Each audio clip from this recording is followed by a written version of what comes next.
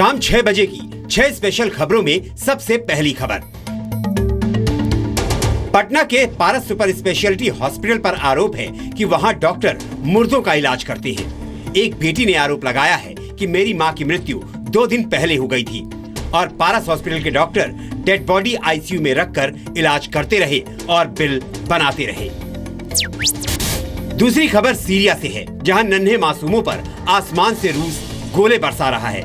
न जाने कितने बच्चे, बूढ़े और जवान मौत की आगोश में सो गए। उमरान भी रूसी एयर स्ट्राइक से लहूलुहान हो गया। किस्मत वाला था, बच गया। 6 बजे की तीसरी खबर सत्ता के नशे में चूर महाराष्ट्र के विधायक की है, जिन्होंने एक कांस्टेबल को थप्पड़ रसीद कर दिया। बुधवार को ऐसे ही एनसीपी विधायक ने डिप्टी कलेक्टर को तमाचा मार दिया था।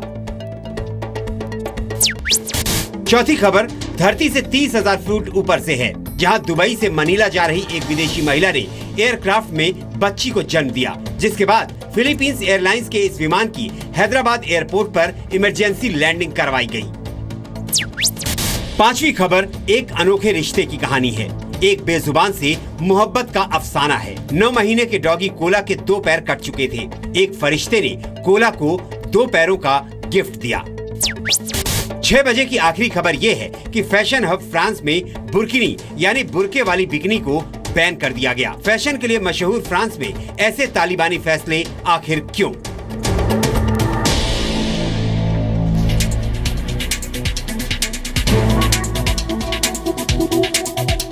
नमस्कार, शुरुआत करते हैं खबरों की। पिछले वर्ष अक्षय कुमार की एक फिल्म आई थी, गब्बर इज बैक, जिसमें दिखाया गया था कि एक अस्पताल पैसों की लालच में एक मृत व्यक्ति का इलाज करता है, जिसे गब्बर एक्सपोज करता है। अब ऐसा ही एक किस्सा रियल लाइफ में पटना में सामने आया। एक लड़की ने पटना के पारस हॉस्पिटल पर आरोप लगाया कि उसकी मां की मौत के बाद भी अस्पताल पैसे कमाने के लिए इलाज करता रहा। पटना के पारस हॉस्पिटल पर बड़ा आरोप। You do not know what I'm doing? Paras hospital मरे हुए लोगों का इलाज करता है। पैसे कमाने के लिए डेड बॉडी का इलाज करता है Paras hospital. What I'm doing? Hospital management का आरोपों से इनकार। पारस हॉस्पिटल पर एक लड़की ने आरोप लगाया है कि हॉस्पिटल उसकी मां का इलाज मौत के बाद भी कर रहा है। लड़की ने अपने मोबाइल से वीडियो भी बनाया। She is my mom. She is my mom. She is my mom. लड़की का दावा है कि उसकी मां की मौत 2 दिन पहले ही हो चुकी थी। महिला के बेटे प्रवीण चंद्रा ने भी ऐसा ही कहा। You do not know what I'm doing. Your mother is sick and what are you doing? What I'm doing? हम लोग सुबह 9:30 में लेके चले गए पारस हॉस्पिटल। वहाँ जाते ही उन्होंने इमरजेंसी ले गए, फिर वो तुरंत आईसीयू में ले गए, जहाँ पर कि अटेंडेंट आसानी से जा नहीं सकते, वो देख नहीं सकते कि क्या हो रहा है आपके पेशेंट के साथ। जब अंदर गए तो जब मैं भी गया था इवन, तो उनका पल्स 0 था। हाँ, वहाँ पे सो रहा था एंड डॉक्टर वर पुशिंग, वो दबा रहे थे। ठीक है, देन आई वाज सॉर्टेड। मैं बोला कि अरे भाई ये तो मर चुकी है, ठीक है, शायद उससे पहले डेथ हो चुकी हो। लेकिन डॉक्टर्स ने उसको डेथ को डिक्लेयर जो है 11:30 में किया। पारस अस्पताल प्रबंधन ने अपने ऊपर लगाए गए आरोपों को गलत बताया है। मुझे नहीं पता है क्यों आरोप लगा रहा है। Patient was alive. हमारे पास पेशेंट्स के जो रिकॉर्ड्स हैं वो आप चेक कर सकते हैं, उसमें पेशेंट वॉज अलाइव। जब तक कार्डिक रिदम रहेगा, patient is alive as per medical council of India के जो भी ये है कि पेशेंट, आप क्लिनिकली डेड तभी कह सकते हैं जब पेशेंट का कार्डिक रिदम बंद हो गया। प्रवीण चंद्रा ने पुलिस में शिकायत दर्ज कराई है, जिस पर पुलिस जांच कर रही है। पारस हॉस्पिटल में एक वृद्ध महिला की मृत्यु हुई, जिसमें जो कंप्लेनेंट है उनके द्वारा बताया गया कि उनकी लापरवाही से ये कार्य हुआ है।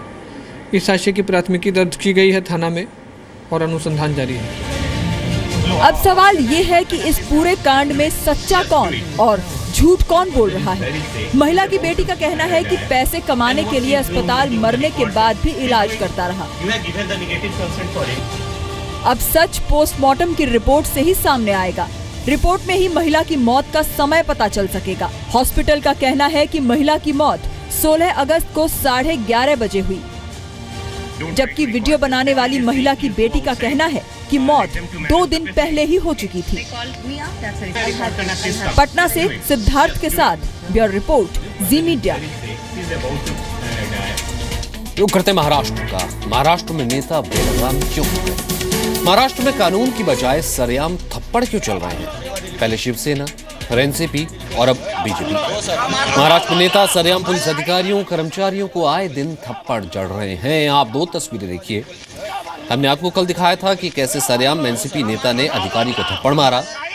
आज एक बीजेपी विधायक की तस्वीर आपको दिखा रहे हैं।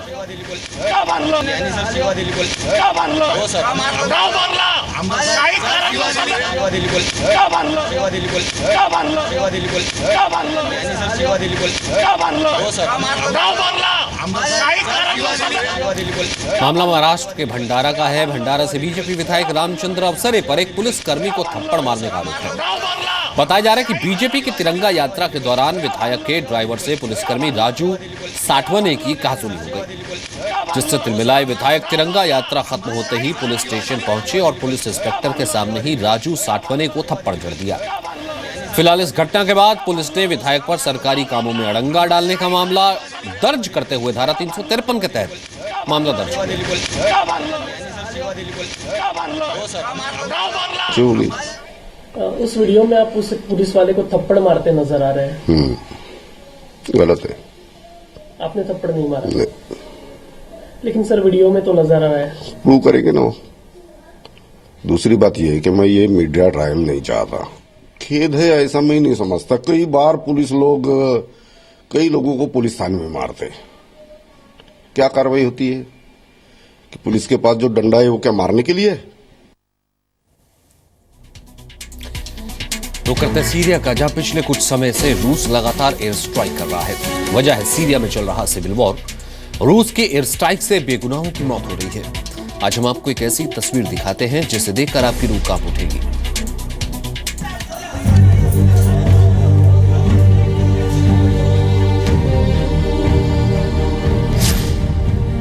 एक तस्वीर जिसे देखकर आपको सिहरन होगी। खून से लथपथ 5 साल का ये बच्चा ओमरान तकनीश है। इस मासूम बच्चे को तो शायद ये भी नहीं पता होगा कि आतंकवाद क्या है, आईसिस क्या है, रूस उसके शहर में बमबारी क्यों कर रहा है। ओमरान दहशत में है, उसे कुछ समझ नहीं आ रहा। उसके चेहरे पर चोट है, खून बह रहा है, लेकिन वो चुपचाप बैठा है। खून बह रहा है, दर्द भी हो रहा होगा, लेकिन वो शांत है। सीरिया बम के धमाकों से गूंज रहा है। रूस के फाइटर एयरक्राफ्ट्स अंधाधुंध बम वर्षा कर रहे हैं। अलेप्पो शहर बमबारी में मलबा बनता जा रहा है। रूस की बमबारी में मारे जा रहे हैं बेगुनाह। ओमरान भी बुधवार को हुए हवाई हमले में मलबा बन चुके अपने घर में ही दबा पड़ा था। तभी उस पर रेस्क्यू टीम के एक सदस्य की नजर पड़ी। ओमरान को गोद में उठाया और एम्बुलेंस में बैठा दिया गया। ओमरान की हालत देखिए, पूरी तरह से धूल मिट्टी में नहाया हुआ है। शरीर का कोई हिस्सा ऐसा नहीं है जहां धूल मिट्टी ना हो। सिर पर चोट लगी है, खून बह रहा है। ओमरान को हेड इंजरी हुई है। ओमरान का इलाज अलेप्पो के M10 हॉस्पिटल में हुआ और उसे रात में डिस्चार्ज कर दिया गया। सीरिया के एक अखबार के मुताबिक 15 साल की उम्र से कम के करीब 12 बच्चे बमबारी में घायल हुए हैं, जिनका इलाज अभी अस्पताल में चल रहा है। ब्यूरो रिपोर्ट, जी मीडिया।